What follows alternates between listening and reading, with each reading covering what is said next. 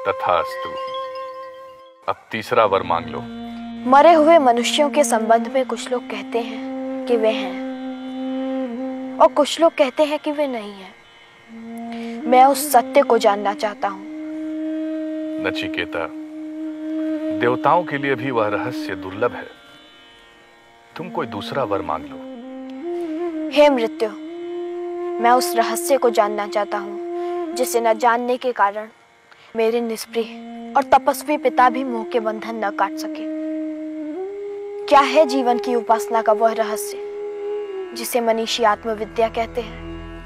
हे नचिकेता, तुम 100 वर्ष की आयु वाले पुत्र पौत्र मांग लो। पशुधन, हाथी, घोड़े, सुवर्ण, रत्न मांग लो। मर्त्यलोक में जो जो कामनाएं दुर्लभ हैं वह मांग लो। ये स्त्रियां, ये रथ, ये वाद्य मांग लो। ऐसी स्त्रियां जो मनुष्यों को प्राप्त होने योग्य नहीं, उनसे अपनी परिचर्या करवा लो, पर मृत्यु के संबंध में प्रश्न मत पूछो। हे अंतक, ये सुख, ये भोग कल रहेंगे या नहीं इसका भरोसा नहीं है। भोग से इंद्रियों का तेज कम होता है, इसलिए आपके ये घोड़े, ये नाच, ये गान आप अपने पास ही रहने दें। नवित्तेन तर्पणियों मनुष्य, मनुष्य के धन की प्यास कभी बुझने वाली नहीं, इसलिए मुझे तो आप वही ज्ञान दें जिसे पाकर मनुष्य अमर हो जाता है। हे नचिकेता, जीवन के 2 पथ हैं, एक श्रेय का और दूसरा प्रेय का। प्रेय का मार्ग भौतिकता का, भोग का है। योग का, श्रेय का मार्ग आध्यात्मिकता है। दोनों ही मनुष्य के सामने भिन्न भिन्न रूपों में आते हैं। बुद्धिमान प्रेय की अपेक्षा श्रेय को चुनता है। निर्बुद्ध अपने लिए प्रेय का मार्ग स्वीकार करता है। भोग का मार्ग अविद्या का, अज्ञान का मार्ग है। अध्यात्म का मार्ग विद्या का, ज्ञान का मार्ग है। प्रेय के मार्ग को चुनने वाला सुख को ही सत्य मान बैठता है। श्रेय के मार्ग को चुनने वाला आत्मा को ही सत्य मानता है।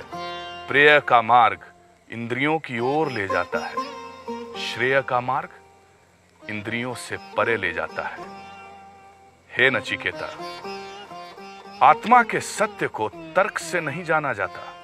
श्रोत्रिय और ब्रह्मनिष्ठ गुरु के द्वारा दिए गए ज्ञान से ही आत्मा का सत्य जाना जा सकता है। नचिकेता जैसा प्रश्न पूछने वाला सत्याग्रही पाकर यम प्रसन्न थे, और नचिकेता यम जैसा गुरु पा जिज्ञासा शांत करने का अवसर नहीं चूक रहा था। हे नचिकेता, इस शरीर को तुम रथ और आत्मा को रथी जानो, बुद्धि को सारथी और मन को लगाम जानो। इंद्रियां रथ के घोड़े हैं और विषय चरागाह। जो चंचल मन का है, जिसने मन की लगाम नहीं खींच रखी, इंद्रियां उसके वश में नहीं रहती। ठीक वैसे ही जैसे दुष्ट घोड़े सारथी के। जो निश्चल मन का है, जिसने मन की लगाम खींच रखी है, इंद्रियां उसके वश में रहती हैं, जैसे उत्तम घोड़े सारथी के। विवेक जिसका सारथी है, जिसने मन रूपी लगाम खींच रखी है, वही मनुष्य अपने गंतव्य तक पहुंचता है। हे नचिकेता, इंद्रियों से इंद्रियों के विषय श्रेष्ठ हैं। विषय से मन, मन से बुद्धि और बुद्धि से आत्मा श्रेष्ठ है। जो इस आत्मा को जान लेता है, वह मृत्यु से परे चला जाता है। एक और आदर्श गुरु और दूसरी ओर आदर्श शिष्य, एक और मृत्यु का देवता और दूसरी ओर जीवन के प्रश्न लिए खड़ा एक किशोर। क्या था इस कल्पना के रचयिता के मन में? कौन हूं मैं? क्या मरता है? कौन मरता है? क्या हमारा जन्म ही मरने के लिए हुआ? क्या मैं मृत्यु से परे हूं? क्या मृत्यु से साक्षात्कार करने से पहले मैं इन प्रश्नों पर सोचता हूं? या सामाजिक जीवन ही हमें इन प्रश्नों से दूर रखने का एक षड्यंत्र है? पर कुछ ऐसे विरले व्यक्तित्व हैं जिनके लिए हर क्षण मृत्यु सामने खड़ी है और वो उन्हें उत्तर देने की चुनौती दे रही है। किसी प्रिय की मृत्यु में हर दिन अखबार की खबरों में, या सभ्यता के सिर पर लटकती युद्ध की तलवार और आणविक विस्फोट में छुपा वो प्रश्न हमें सोचने पर विवश कर रहा है। पर नचिकेता जैसा विरला ही उसका उत्तर ढूंढने के लिए निकलता है। प्रेय और श्रेय का मार्ग उतना ही सत्य है जितना जीवन और मृत्यु। ये मार्ग हमसे पहले भी लोगों के जीवन में आया था, हमारे बाद भी लोगों के जीवन में आएगा। जीवन की प्रयोगशाला के उस महान नचिकेता को हमारा प्रणाम, मृत्यु के रहस्य लोक के उस यम को हमारा प्रणाम। ओम नमो वैवस्वताय मृत्युवे ब्रह्म विद्याचार्याय नचिकेतसे च।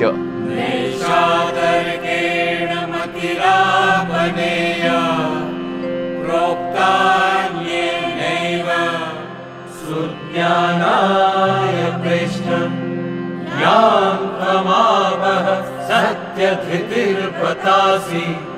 त्वादृन्नो भूया नचिकेतः पृष्ठा। यह ज्ञान तर्क द्वारा जाना नहीं जा सकता। यह ज्ञान उस गुरु द्वारा जाना जा सकता है जो स्वयं और दूसरे में अंतर नहीं देखता, जो सत्य में स्थित है। काश हम सभी नचिकेता जैसे जिज्ञासु होते।